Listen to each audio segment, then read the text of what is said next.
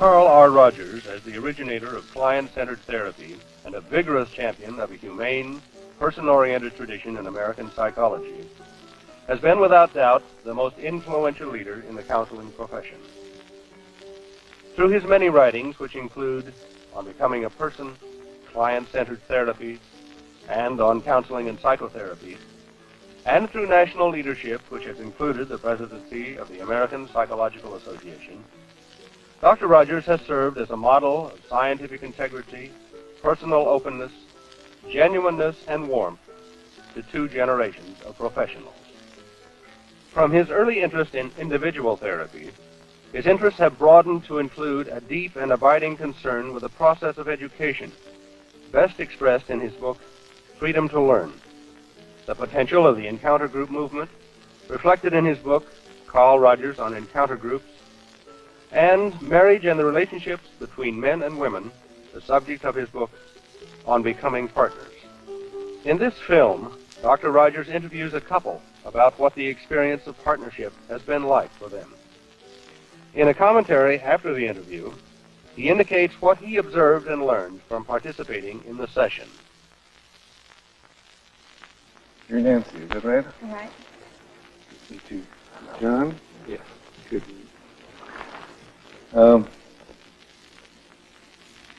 think what I'd hope for is that I'd like to know what in your marriage has been, what have been some of the most meaningful or significant aspects or elements. They might be good, they might be bad. You might both have quite the same point of view, you might have very different points of view, but it's that kind of thing that I'd like to see if I can get from you. And part of the reason is that I think that in spite of all the books about marriage and all that kind of stuff, there is very little that gives a picture of what marriage is like, or partnerships are like, whether marriage or not, as seen through the eyes of the couple. And that's what I really am interested in, how some of these different things seem to you individually. And so, I guess that's enough of an introduction. I'll just return to my original question. What are some of the things that to you seem like the important things, the things that you like or don't like about your partnership, either now or in the past, or if you want to guess about the future? I feel one thing I really like is that I feel that we grow together. You know, it kind of sounds like a cliche. That's what you always hear about. You know, it's supposed to be. So I really feel like that. Like if I get interested in something, I can get John interested in it, and I feel that I'm more compatible, or he's more compatible with me now than we were at the beginning. You know, he shares a lot more interest than we did at first, just because, you know, he's interested in what I'm interested in. And I really like that feeling. Are you interested in more of what he's interested in? Well, I try to be. I am too. But it's that aspect of growing in the things you share, is that? And it doesn't have to start out shared either. It can start out as an independent venture, and the other person begins to share. You can have an interest in something, and then gradually perhaps he joins you in that. I think I feel the same dynamic that Nancy does, that we, in a lot of areas, are growing in the same direction and finding new interests together. On the other hand, one of the things that's been most meaningful to me, I think, is in finding someone who I feel is a very compatible partner, that we share a lot of values, that we always did share a lot of values, and see things very similarly. And I think there's a lot in that to me. I've gone out with a lot of other girls before I met Nancy, and I never felt that there was someone quite as special to me as Nancy turned out to be. And that is, in considerable part at least, a matter of really sharing some of the same values. Yep. Yeah, I think so. I think it does amount to that.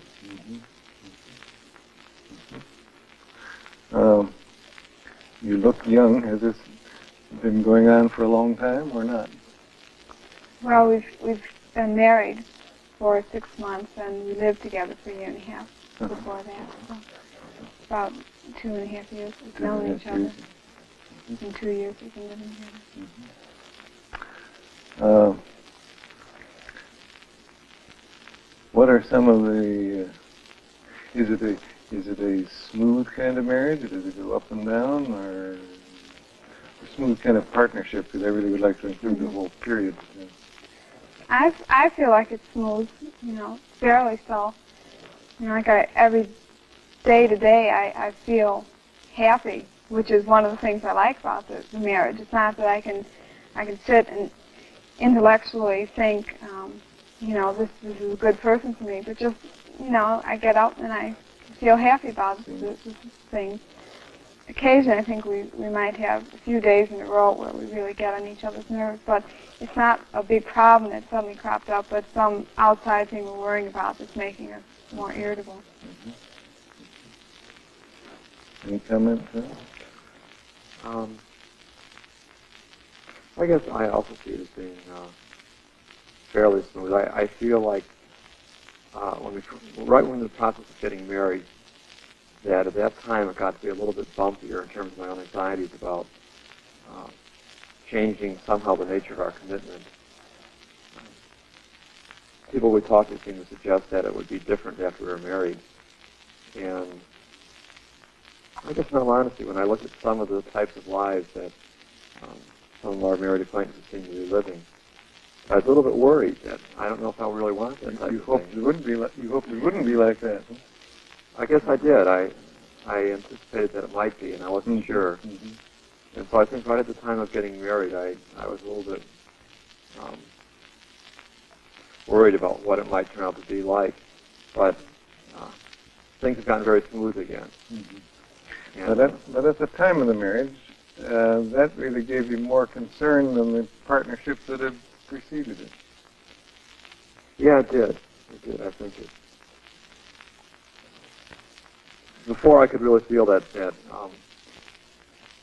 every day we were kind of re-choosing each other, and that you didn't have to be together; you were together. Right. That somehow there was a freedom that in marriage might not exist. How about you?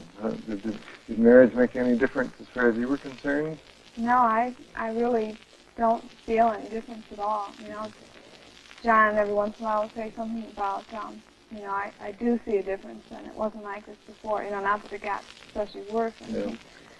But I don't know if it was that I felt married before I was, or that I still feel like I'm living together instead of married, but it all seems very much the same. But at least for you, that was no great great change in the relationship. It was a good thing for me because while we were living together, I was worried about my parents finding out about it. So this took a lot of tension off, and that we didn't have to hide this. You could at least be open about it. Right. So I really enjoyed that. So in that way, it's been a plus. I think so. And you spoke at the first as though you're able to do what you want to do, what you're interested in, and I gather John is able to do the same. Can you say any more about that?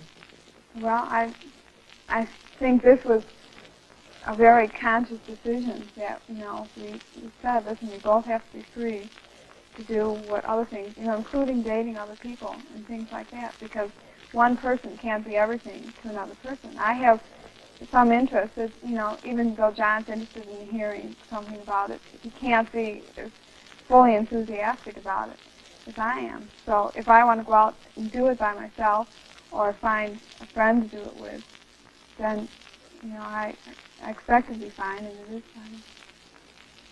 And I think that's really a good thing. we really like it, especially when we see how this is often what has fouled up other couples, that they have all these great expectations of the other person, and they can't do things outside of the lines. But you feel quite free to do what, you feel free to relate to John, but also you feel quite free to do other things that he might not be in on, dating and so on. I feel that it's really necessary, too. You've got to bring in other things from outside the relationship. It's two independent people relating, not two people sort of sewed together in a marriage. Anything to say on that? Yeah, I was just thinking that really resonates with me, in that I think the greatest thing which has made me feel relaxed about the marriage is I feel in Nancy I have complete freedom to be myself and whatever I want to do. And at times, some of the things even scare me, the things that I might think of or feel like doing. And Nancy, is very accepting about that. And, with her it's all right to do it. And I know that really makes me feel good, because I can feel I can really be myself and do what I want to do at the time. And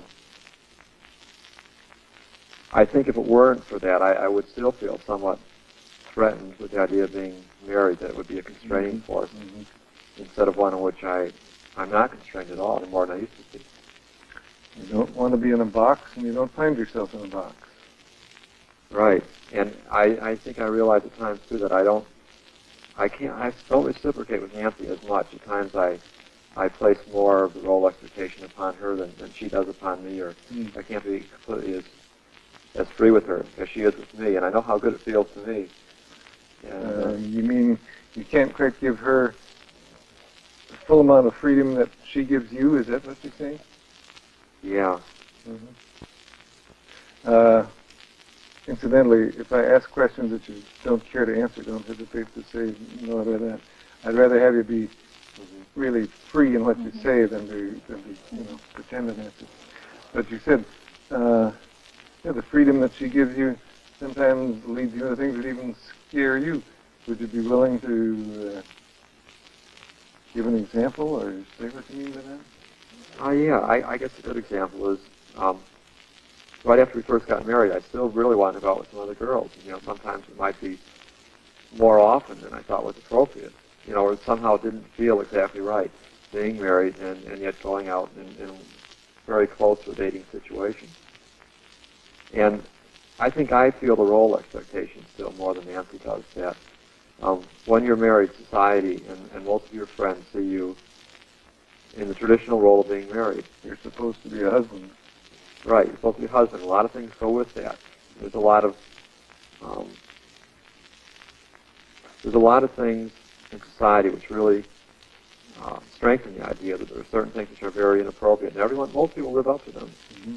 And so I think when I considered some of the things that we seem to do, or that I seem to be suggesting that I want to do, at least or I felt that I wanted to do, I still kind of hesitate and think, geez, I wonder if I dare say this to Nancy, or I wonder if it really is right, if I should be doing this. But Nancy always was able to say, geez, it's all right, and it doesn't bother me. She's supportive of you even when I'm not sure of myself. Yeah, you're not sure yourself. I'd be interested to know, I don't think that's a common attitude. How do you feel you came to the point of view of feeling, yeah, go ahead, you're free to do what you want to do? Well, I really don't know how too much how it started. It just seemed to the conscious idea was, it was very easy flowing. We didn't suddenly make a decision one night. This is how it had to be. The emotional process is a lot more of a lagging thing, where I remember one particular period of about 2 months. It was the springtime. John was going wild. This was at a time before we were married, but living together. He was going wild, taking girls out every day. And it was really getting to me then. And I would feel very upset. And but I, try and be objective about it, and of course come out being very, crooked. And that has just kind of gradually worn off, because every time he goes out with a girl and, comes back, and, even if he's made love with her or, whatever, it's still he comes back to me, and I'm the important one, and, So in spite of those dates and affairs and so on, still it sort of reaffirms you. Right, because each time he comes back to me, so it's like he said, I'm still, well, it's not really shopping, but I still get to see all these girls, and you're still the one I choose. So it's a constant. Makes it more of a real choice, that he really does choose you. So I can, in ways I really like it. And do you feel as great a freedom as he does?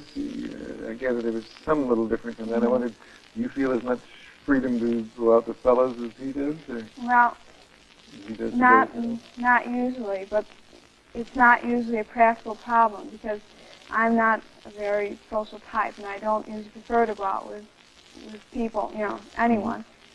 And so on occasion, when it does come up, I think I have more of a problem. Not that he forbids me to go out, but he often has, says, well, isn't it kind of dangerous? You don't know this guy. He doesn't know the girls he goes out. Of course, it probably is more dangerous on my part, but, it does feel kind of constraining. Listen, don't go out with him. You don't know what he's like. And so it ends up as kind of constrainment, but he's not doing it maliciously because he wants to constrain him, just because he's honestly concerned. Out of real concern.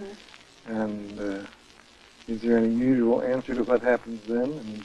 I mean, do you tend to say, well, I can take care of myself, or do you tend to say, well, if he's concerned, I'll... No, I don't go ahead if he's concerned. I never have, ever. No, I don't think so. I think that's why I feel like I constrain you more than you do me. I'm not that I usually want to go out that much. If there's somebody that I really wanted to go out with, maybe I would first try and convince him, and it would probably come down to the point, well, if that's the way he feels, then go ahead and do it, and I'd go ahead and do it, even knowing that he had some reservations about it.